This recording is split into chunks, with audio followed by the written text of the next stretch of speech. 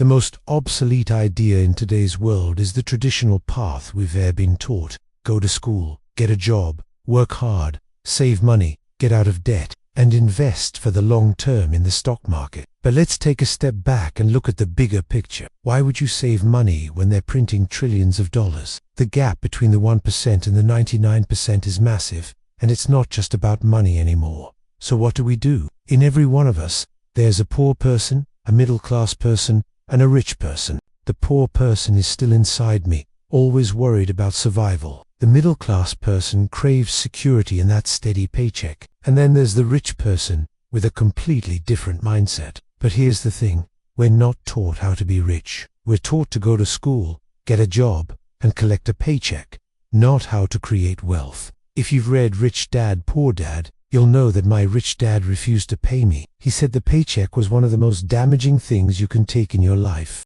The moment you take a paycheck, you become an employee, and that's the mindset you're stuck with. So my rich dad never paid me, which drove my poor dad, a government employee, absolutely nuts.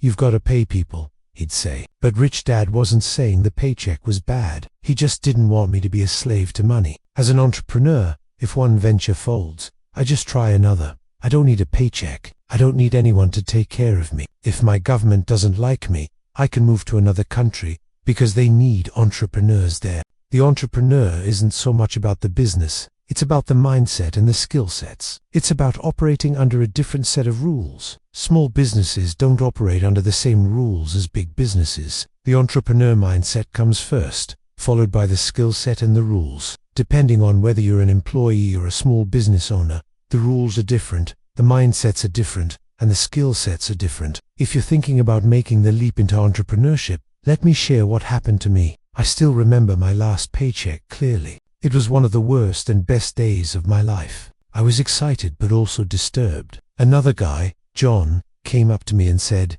"You're going to be back." I asked why, and he said, "Because you're going to fail." I looked at him and said, "Look, you failed and came back, but I'm going to fail and never come back." That's the attitude you need. If you say, "Well, if I fail, I'll go back to mommy and daddy," then that's exactly what you'll do. But that's when I truly became an entrepreneur, when I had no money. I didn't have a paycheck for years. But that's what my rich dad encouraged me to do. He said when you don't have that paycheck, you get hungrier, smarter, and it tests your character. Will you become a crook? Will you become dishonest? Will you cheat and steal? Or will you become a better human being? That's the real benefit of becoming an entrepreneur. You find out who you are when you have nothing. You always have to look at the big picture. Too many people only think, what's going to happen to me? When you look at the big picture, you know that when something bad happens, something good is also going to happen. But you've got to prepare for whatever is coming. If you think the next 20 years will be like the last 20,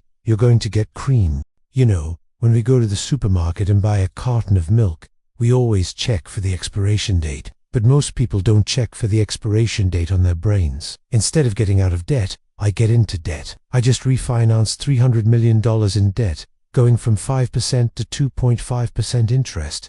I made a fortune every month. More money comes in because my cost of money has gone down. So while some financial experts are saying get out of debt, I'm saying learn how to use debt. When I came back from serving in Vietnam in January of '73, the first thing my rich dad said to me was, go to school to learn how to invest in real estate. It wasn't about real estate itself. It was about how to use debt and taxes. Debt and taxes make the rich richer, while debt and taxes make the poor and middle class poorer. All the rich guys who are doctors, lawyers, or professionals, they're getting creamed, and they don't know why. They're making more money, but their take-home is less. My doctor just yelled at me, happy that he finally made $1 million.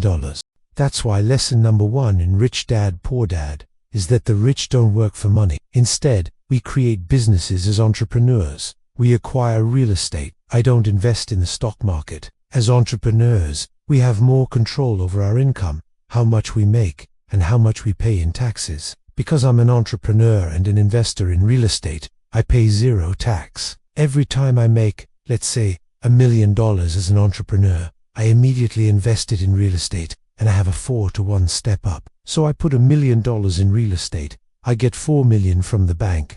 That's why I love banks. But the banks are screwing everybody else. Terrible for them, but good for me. When they print money, it's good for me, but bad for people who work for money. Savers get creamed, and people who work for money get creamed. When they print, debtors get rich. You see, debt and taxes make the rich richer, and debt and taxes make the poor and middle class poorer. When we have obsolete ideas, we get obsolete results. So what's happening for most people? The idea of going to school, getting a job, working hard, saving money, getting out of debt, buying your house because it's an asset and investing for the long term.